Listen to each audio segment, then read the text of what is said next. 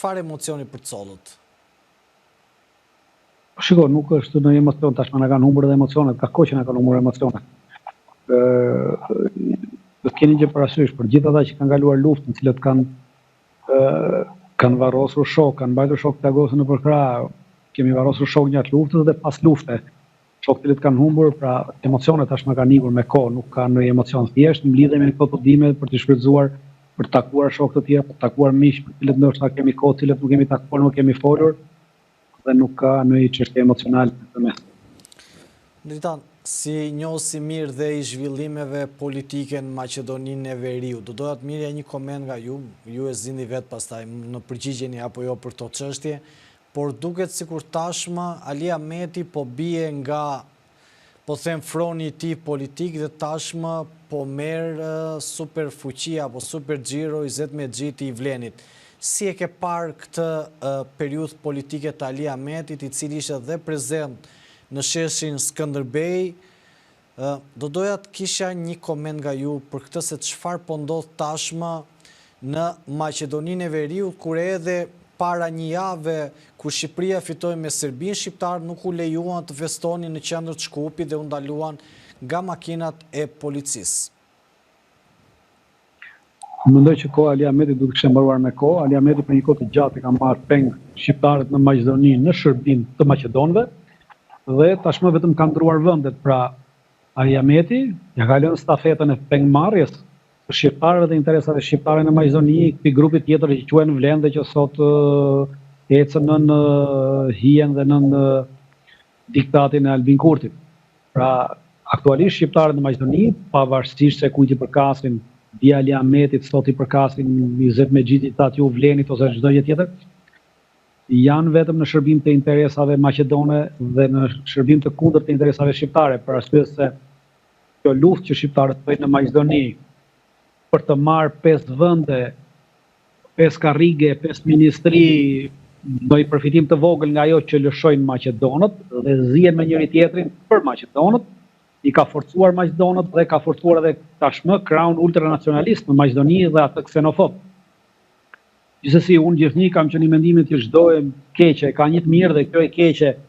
që shqiptarët janë përçar kaq shumë. Mendimin e Shqipërisë dhe të Kosovës, për arsye se Shqipëria dhe Kosova, pra qeveria shqiptare, qeveria e Kosovës kanë ndikuar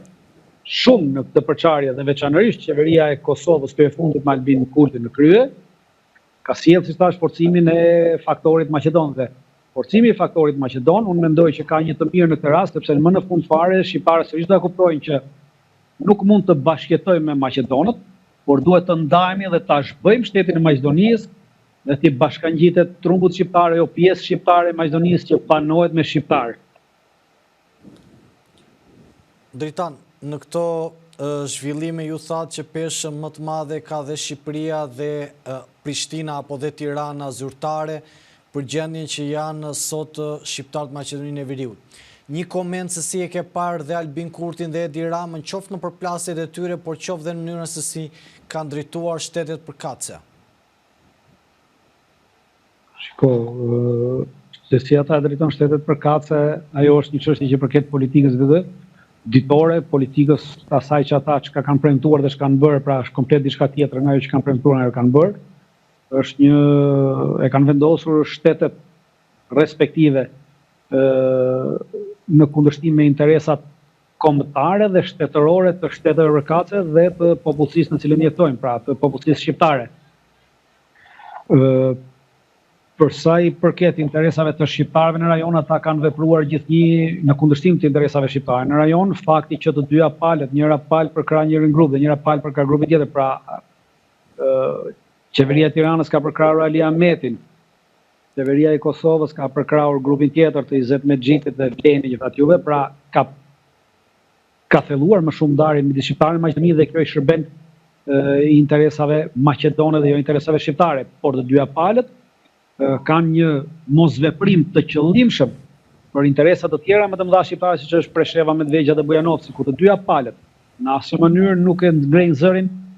për diskriminimin dhe pastrimin etnik i cili vazhdon për ditë në Preshevë, Medvegj dhe Bujanovsk, ku shqiptarët përzihen me vendime administrative, ju hiqen nga adresat, i viqet e drejta e të jetuarit në trojet e tyre etnike, dhe ky është pastrimi i pasur etnik. Dhe për më tepër, Shqipëria në këtë rast, e cila e ka edhe me kushtetut mbrojtjen e të drejtave kombëtare të shqiptarëve që jetojnë jashtë shtetit shqiptar. Dhe nuk e ushtron këtë të drejtë, atëherë përveç që kemi shkelet kushtetutës, kemi edhe tradhti kombëtare në shërbim të interesave slave,